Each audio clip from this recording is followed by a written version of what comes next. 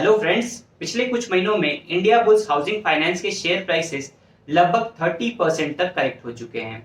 दिसंबर 2022 में India bulls housing finance के share prices लगभग 150 रुपए के आसपास ट्रेड कर रहे थे और करेंटली इस कंपनी के शेयर प्राइसेस सिर्फ 110 रुपए के आसपास ट्रेड कर रहे हैं। तो आज के इस वीडियो में हम इंडिया बुल्स हाउसिंग फाइनेंस के शेयर प्राइसेस में इस करेक्शन के पीछे के रीजंस को डिटेल में समझेंगे और साथ ही हम कंपनी के बिजनेस को एनालाइज करके कंपनी के बिजनेस से एसोसिएटेड रिस्क्स और अपॉर्चुनिटीज के बारे में भी बात करेंगे। और वीडियो के एंड में हम कंपनी के वैल्यूएशंस के बारे में बात करेंगे और रिस्क रिवॉर्ड के बेसिस पर ये फिगर आउट करेंगे कि कंपनी के शेयर्स में इन्वेस्ट करना अभी एक सही डिसीजन है या गलत डिसीजन है। इंडिया बुल्स हाउसिंग फाइनेंस के शेयर प्राइसेस में गिरावट के पीछे दो मेन रीजंस हैं। पहला रीजन तो ये है कि पिछले 5 सालों से कंपनी के asset under management consistently decline हो रहे हैं। 2018 में कंपनी के एसेट अंडर मैनेजमेंट लगभग 1,28,000 करोड़ के थे और दिसंबर 2022 में कंपनी के एसेट अंडर मैनेजमेंट सिर्फ 70,000 करोड़ के रह गए। कंपनी के शेयर प्राइसेस में गिरावट के पीछे का दूसरा रीजन ये है कि इंडिया बुल्स हाउसिंग फाइनेंस में प्रमोटर्स की शेयर होल्डिंग कंटिन्यूअसली डिक्लाइन होती जा रही है। 2018 में प्रमोटर्स की शेयर होल्डिंग लगभग 23% के आसपास थी और करेंटली इस कंपनी में प्रमोटर्स की शेयर होल्डिंग सिर्फ 9% की ही रह गई है। चलिए अब जानते हैं कि पिछले कई सालों से इस कंपनी के एसेट अंडर मैनेजमेंट इतना क्यों डिक्लाइन कर रहे हैं। 2018 से 19 के आसपास इंडियन रियल एस्टेट इंडस्ट्री बहुत ही डिफिकल्ट टाइम से गुजर रही, जिसकी वजह से कई सारे हाउसिंग डेवलपर्स ने अपने लोन्स को डिफॉल्ट करना स्टार्ट कर दिया था और उस समय इंडिया बुल्स हाउसिंग के टोटल एसेट अंडर मैनेजमेंट का एक सिग्निफिकेंट पार्ट कमर्शियल लोन्स और डेवलपर लोन से आता था और रियल एस्टेट सेक्टर के स्लोडाउन की वजह से ये दोनों ही सेगमेंट्स बहुत ही खराब परफॉर्म कर रहे थे। इसके अलावा जो कमर्शियल लोन और डेवलपर लोन का सेगमेंट होता है वो हाउसिंग फाइनेंस इंडस्ट्री का सबसे रिस्की सेगमेंट माना जाता है, क्योंकि इस सेगमेंट में जो लोन्स का एवरेज टिकट साइज होता है वो नॉर्मल लोन से कंपैरिजन में बहुत ही ज्यादा होता है और जो इंडिया बुल्स हाउसिंग जैसी छोटी मोटी फाइनेंस कंपनीज होती हैं वो इस तरह के लोन्स के साथ अपने पोर्टफोलियो को बहुत ज्यादा डाइवर्सिफाई कर नहीं पाती हैं, जिसकी वजह से अगर इकोनॉमी में कोई स्लोडाउन आता है और इनके थोड़े से बोरोवर्स भी अपने लोन्स को डिफॉल्ट करना स्टार्ट कर देते हैं तो इनके ओवरऑल एनपीए में एक बहुत बड़ा ब्लो अप देखने को मिल सकता है। और FY19 के सेकेंड हाफ में कंपनी को ये रियलाइज होना स्टार्ट हो गया था कि ये दोनों सेगमेंट्स लॉन्ग टर्म में कंपनी के बिजनेस के लिए बहुत ही रिस्की हो सकते हैं और इसी वजह से FY19 के सेकेंड हाफ से कंपनी इन दोनों सेगमेंट के लोन्स को अपनी बुक से बहुत ही तेजी से बाहर निकालने लग गई। अगर आप क्रिसिल की इस रिपोर्ट को देखेंगे तो 2017 में इंडिया बुल्स हाउसिंग फाइनेंस का इन सेक्टर्स में टोटल एक्सपोजर लगभग 44% का था और दिसंबर 2022 में इन दोनों सेगमेंट्स में कंपनी का टोटल एक्सपोजर सिर्फ 29% का ही रह गया है। अगर आप कंपनी की कोई फाइनेंशियल रिपोर्ट या इनकी इन्वेस्टर प्रेजेंटेशन पढ़ेंगे तो कंपनी अपनी रिपोर्ट्स में इस तरह के लोन्स को नॉन हाउसिंग लोन्स बोल करके रेफर करती है। तो FY17 के एंड में कंपनी का नॉन हाउसिंग सेगमेंट इनके टोटल AUM का 44% हुआ करता था।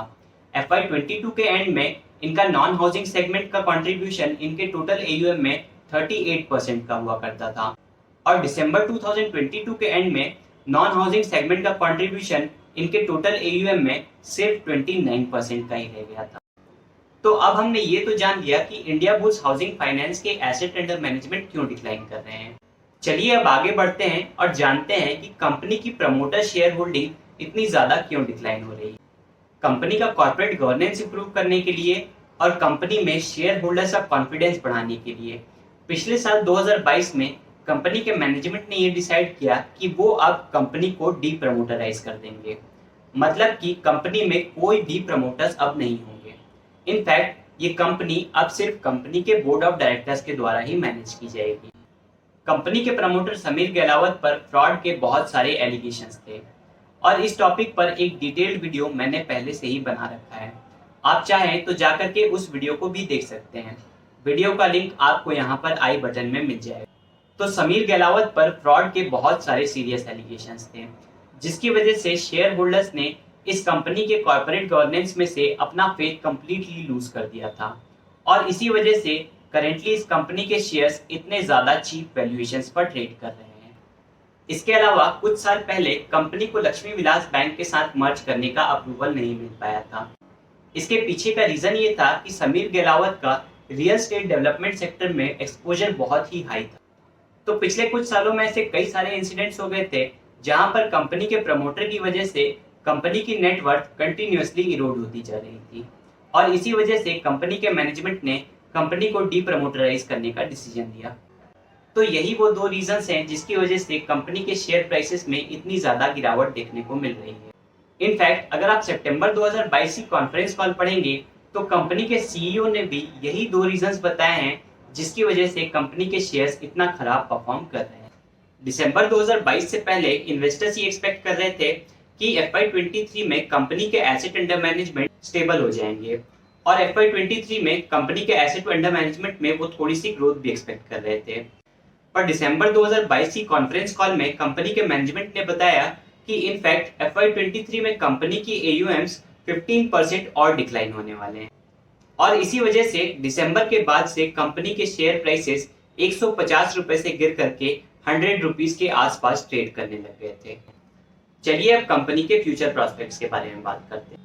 कंपनी के मैनेजमेंट का कहना है कि उनका मेजर फोकस रिटेल लोन्स पर ही रहने वाला है। इसके अलावा कंपनी अब अपने बिजनेस को एसेट लाइट मॉडल की तरफ ले जाने की कोशिश कर रही है। अब ये एसेट लाइट मॉडल क्या होता है?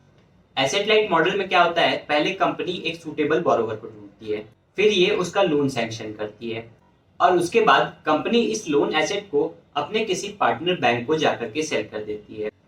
Over the years India bulls housing ने HDFC और PNB जैसे कई सारे बड़े बड़े बैंक्स के साथ पार्टनरशिप की है जिन्हें ये इस तरह के लोन्स जा करके सेल करती है। तो इस मॉडल में कंपनी जब अपने लोन को सेल करती है तो उस लोन का 20% पार्ट कंपनी खुद अपने पास रखती है और बचा हुआ 80% पार्ट कंपनी अपने पार्टनर बैंक को सेल कर देती है।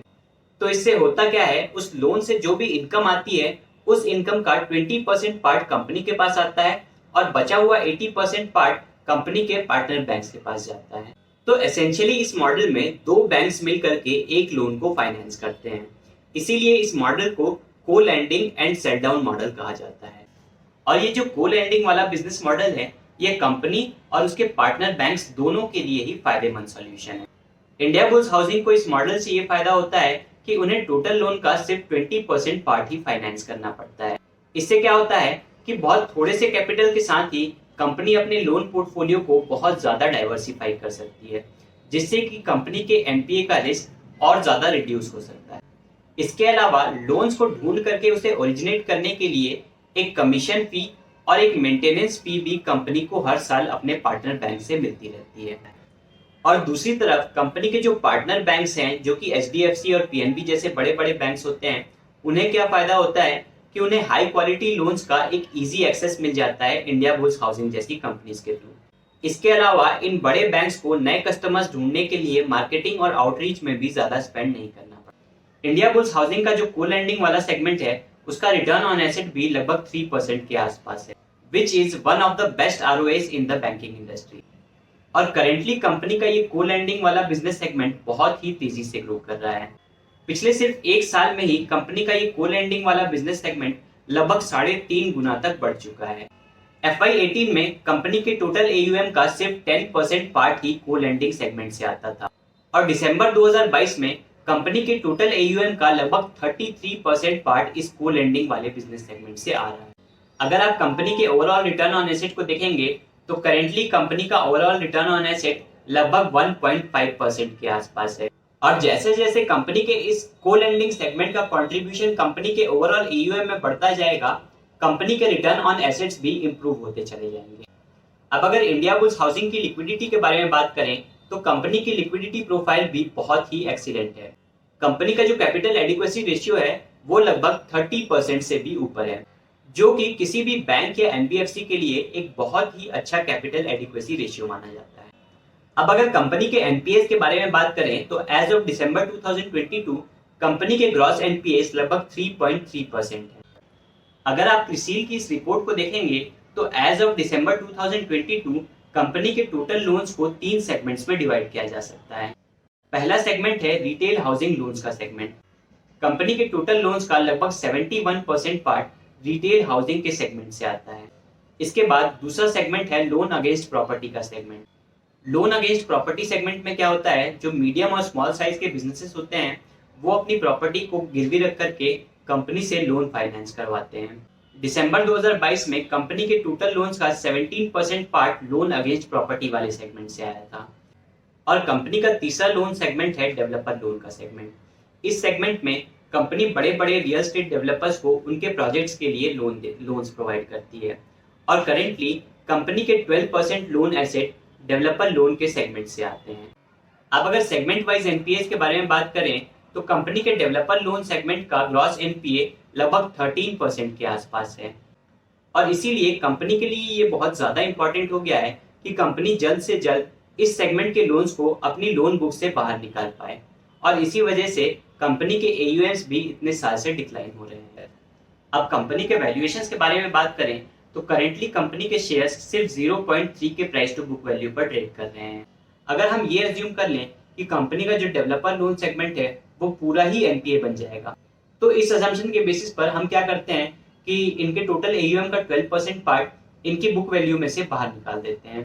इसके बाद भी कंपनी के पास 9,638 करोड़ के टोटल एसेट्स बच जाएंगे, जो कि कंपनी की करंट मार्केट कैपिटलाइजेशन से लगभग 2 गुना ज्यादा है। तो ये चीज तो बिल्कुल क्लियर है कि कंपनी के शेयर्स अभी बहुत ही चीप वैल्यूएशंस पर ट्रेड कर रहे हैं। और अगर आने वाले 2-3 सालों में कंपनी अपने एसेट अंडर मैनेजमेंट को थोड़ा सा भी बढ़ा पाती है तो इजीली हमें कंपनी के शेयर प्राइसेस में 2 to 3 टाइम्स की ग्रोथ देखने को मिल सकती है। इसके अलावा अगर कंपनी अपने रिटर्न ऑन एसेट को 2% के ऊपर ले जा पाती है तो कंपनी के शेयर प्राइसेस में हमें 5 to 6 टाइम्स की ग्रोथ भी देखने को मिल सकती है। पर इसके साथ ही कंपनी के बिजनेस में कुछ रिस्क भी हैं जिनके बारे में आपको ध्यान रखना चाहिए। सबसे पहला रिस्क तो ये है कि कंपनी का जो डेवलपर लोन सेगमेंट है उसमें शायद हमें बहुत बड़े ब्लोअप्स देखने को मिल सकते हैं। इसके अलावा ये भी पॉसिबल है कि कंपनी का जो लोन अगेंस्ट प्रॉपर्टी वाला सेगमेंट है उसमें भी हमें कुछ डिफॉल्ट्स आने वाले समय में देखने को मिल सकता है। इसके अलावा तीसरा रिस्क ये है कि पास्ट में कंपनी के प्रमोटर्स के ऊपर मनी साइटनिंग और फ्रॉड्स के बहुत सारे एलिगेशंस लगाए गए थे। तो ऐसा भी हो सकता है कि आने वाले समय में वो उनमें से कुछ एलिगेशंस सही प्रूफ हो जाएं। इसके अलावा कई सारे इन्वेस्टर्स का मानना है कि कंपनी के कॉर्पोरेट गवर्नेंस पर बिल्कुल भी ट्रस्ट नहीं किया जा सकता। और ऐसा हो सकता है कि कंपनी के बैलेंस शीट में जो भी एसेट्स और लायबिलिटीज उन्होंने शो किए हैं वो उन्होंने किसी फ्रॉडुलेंट तरीके से उन्हें शुगर कोट करके प्रेजेंट किया जा रहा है इन्वेस्टर्स के सामने। तो ये भी एक रिस्क है जिसके बारे में हमें अवेयर होना चाहिए। तो दोस्तों ये थी इंडिया बुल्स हाउसिंग की एक कंप्लीट एनालिसिस। अगर आपको ये वीडियो इन्फॉर्मेटिव लगी हो तो वीडियो को लाइक कीजिए, कमेंट कीजिए और ज़्यादा से ज़्यादा लोगों के साथ इस वीडियो को शेयर कीजिए। और अगर अभी तक आपने हमारे चैनल को सब्सक्राइब नहीं किया है तो चैनल को सब्सक्राइब जरूर कीजिए, जिससे कि फ्यूचर में आपको हमारे कंटेंट के अपडेट्स मिलते हैं। Thank you for watching the video. This is Rahul Bansal signing.